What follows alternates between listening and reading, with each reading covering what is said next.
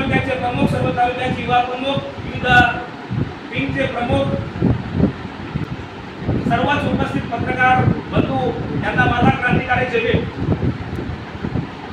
खरं तर प्रत्येक कार्यकर्त्यांच्या भावना आपण या ठिकाणी ऐकलेल्या आहेत। आमचे पाटकचे आहेत, वाळवे साहेब आहेत। बांधवांनो, आपण 2019च्या निवडणुका अनुभवल्या, लोकसभेच्या निवडणुका अनुभवल्या, विधानसभेच्या निवडणुका अनुभवल्या। संचय करत असताना काळे सरांनी सांगितलं की आम्हाला 2019ला किती 48 लाख मतदान पडले वंचितच्या माध्यमातून। आपण वंचित सोबत होतो, किमान निवडणुकीद्वारे काम केलं। 2019 विधानसभाही लढली, आतमध्ये निवडणुकाही लढल्या आणि आताची लोकसभाही लढली। परंतु वंचित सोबत काम करत असताना, वंचित सोबत एक मोठ्या भावाची लहान भावाची भूमिका म्हणून प्रेम करून सोबत काम करत असताना 2019 मध्ये आमच्या हातात काय लागलं हा आत्मचिंतनाचा विषय आहे।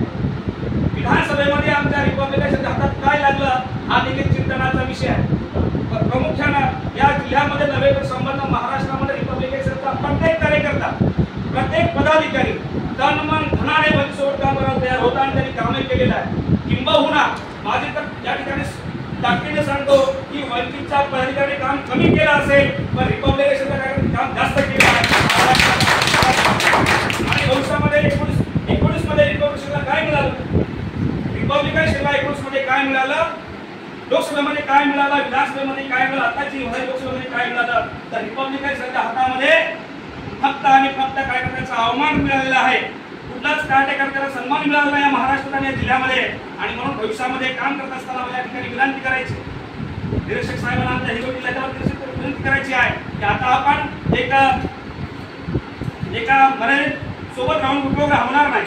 मला वाटतं त्या पक्षाच्या आपण त्यांना संविधानिक पक्ष म्हणून सोबत होतो, आता त्या पक्षासोबत पुढे आपण फायदा घेऊन आता एक राज्यस्तरीय एक राजकारणातले महाराष्ट्रातले आपले पक्ष आहेत, संविधानिक पक्ष आहेत, आपण अशा पक्षासोबत गेलो पाहिजे जेणेकरून आपले साहेबही या महाराष्ट्राचे आमदार झाले पाहिजे।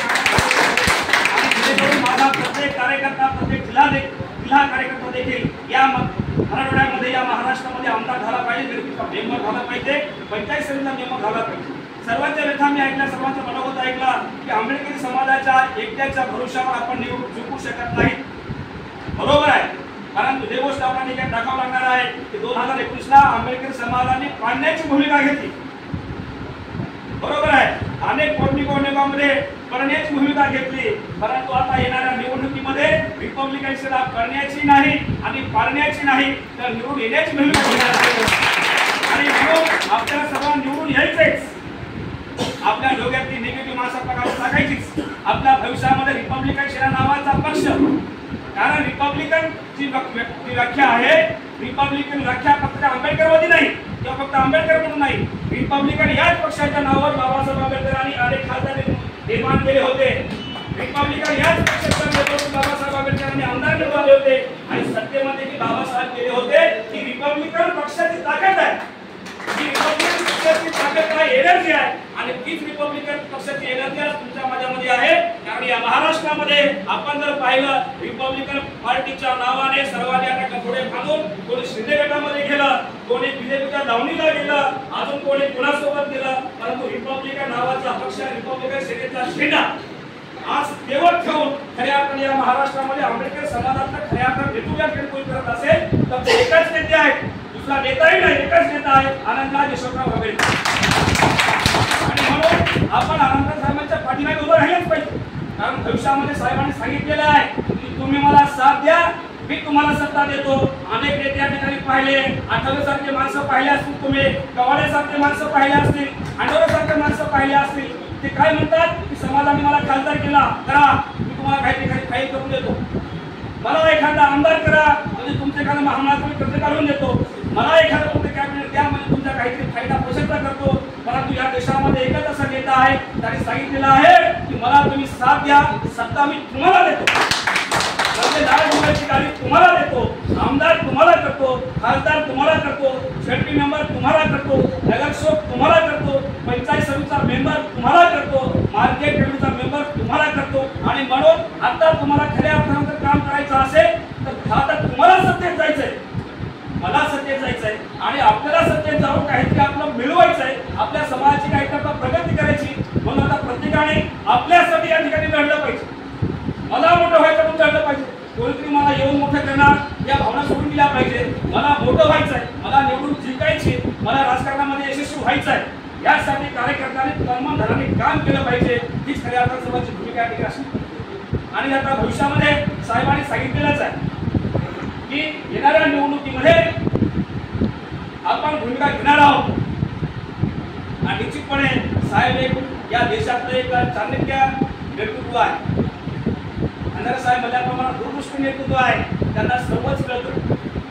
आतापर्यंत त्यांना सर्वच कळत होतं, परंतु ते थोडेसे प्रेमापुढे थोडंसं साहेबांनी काही भूमिका बाजूला ठेवल्या होत्या. परंतु आता साहेब काही प्रयोग ठेवणार नाही. आता साहेबांनी भूमिका घेतलेली आहे की माझ्या रिपब्लिकनचा कार्यकर्ता, माझ्या रिपब्लिकन सेनेचा कार्यकर्ता आणि माझ्या आंबेडकरी समाजाच्या कार्यकर्त्याला या विधानसभा निवडणुकीमध्ये सत्तेत बसवल्याशिवाय आणि म्हणून तुम्ही सर्वांनी निवांत राहण्याची गरज आहे. आता या बैठकीनंतर आपल्या मनामध्ये किंतु कलम ठेवण्याची गरज नाही. मित्र, भविष्यामध्ये तुम्हाला साहेब 100 आणि 100% सत्य दिसतीलच, याची मला 100% गॅरंटी आहे. आणि आता त्यांनी सांगितलं की माझ्यासारख्या सामान्य कार्यकर्त्यांना मोठे करण्याचं काम साहेबांनी केलेलं आहे. त्याचं उदाहरण असं आहे, आपण जर सर्व रिपब्लिकन पार्टीचे पक्ष घ्या, तर तुमचे प्रस्तावित विस्थापित पक्ष घ्या, प्रत्येक कार्यकर्त्याला पद जर महाराष्ट्राचं द्यायचं असं त्यांना 2 कारणं पाहत असतात. कोणत्या राष्ट्रीय अध्यक्ष कोण पाहत असतात की त्या प्रदेश अध्यक्षाचं घर मुंबईमध्ये असलं पाहिजे, त्या अध्यक्षाचं घर पुण्यामध्ये असलं पाहिजे, त्या अध्यक्षाचं घर नागपूरमध्ये असलं पाहिजे. ज्या ज्या मेट्रो सिटी आहेत त्या मेट्रो सिटीमध्ये अध्यक्षाचं घर असलं पाहिजे. पहिली अट असते.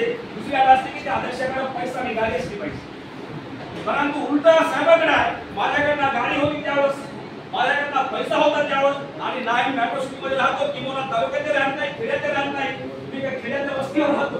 अशा प्रकारच्या सामान्य कार्यकर्त्याला एवढ्या मोठ्या पदावर येण्याचं काम आणि धडस करत असेल तर केवळ आणि केवळ आनंदराव साहेबच करू शकतात. आणि भविष्यामध्ये मित्र जेव्हा मोठ्या स्टेपनं मोठा होत जाईल तेव्हा तुम्हाला देखील माझ्यासोबत मोठ्या स्टेपनं घेऊन जाईल. भविष्यामध्ये माझ्या हिंगोली जिल्ह्यामध्ये समाजाचा फायदा करून मला माहित नाही. सर, कोणताही आंबेडकरी पक्ष स्वतःला जे म्हणून घेतात, हा आंबेडकरी पक्ष आमच्या आंबेडकरी समाजाला किती न्याय देईल राजकारणात हे मला माहित नाही. परंतु भविष्यामध्ये आंध्र साहेबांनी चांगली भूमिका घेतली, योग्य भूमिका घेतली, समविचारी पक्षासोबत जाण्याची भूमिका घेतली तर माझ्या जिल्ह्यातले किमान मला गॅरंटी आहे किमान 5 ते 6 झेटी मेंबर झाले पाहिजे. कमीत कमी 10 ते 12 पंचायत समितीचे मेंबर झाले पाहिजेत. आमच्या वसमतमध्ये असतील, औंढ्यामध्ये असतील, हिंगोलीमध्ये असतील, आमचे पहिलवान तेल लावून तयार आहेत. नगरसेवक होण्यासाठी तयार आहे. आमच्या अशोकराव असतील, समाधान असतील, स्वतः मी त्यामध्ये आहे, अशा अनेक लोक आहेत भेटूसाठी तयार आहेत. नगरपालिकेसाठी आमचे आकाशराव असतील, विकी भाऊ असतील, आमचे विकी काशिदे आहेत, आकाशराव दातारासह टीम आहे, राहुल कुडगे आहेत, अनेक लोक नगरसेवक म्हणून तयार आहेत. फक्त प्रश्न आहे साहेबांच्या येणाऱ्या भूमिकेची. साहेबांची जशी भूमिका येईल सर, निश्चितपणे हिंगोली जिल्हा सर्वांनी सांगितलं की सर्व म्हणतात कोणी हा आमचा जिल्हा बालेकिल्ला आहे, तो जिल्हा बालेकिल्ला आहे, पण आम्ही बालेकिल्ला जेव्हा तुम्हाला म्हणू तेव्हा तुम्हाला काहीतरी करून दाखवू. प्रत्येक जिल्ह्यामध्ये 16 तालुके आहेत, पुणे जिल्ह्यामध्ये 11 तालुके आहेत, पुणे जिल्ह्यामध्ये 14 तालुके आहेत. सर्वात महाराष्ट्रातला लहान जिल्हा आणि गरीब जिल्हा आमचा हिंगोली जिल्हाच आहे. परंतु हा जिल्हा येणाऱ्या निवडणुकीमध्ये तुमच्या साक्षीने चमत्कार केल्याशिवाय राहणार नाही. आणि विधानसभेमध्येच काय, जिल्हा परिषद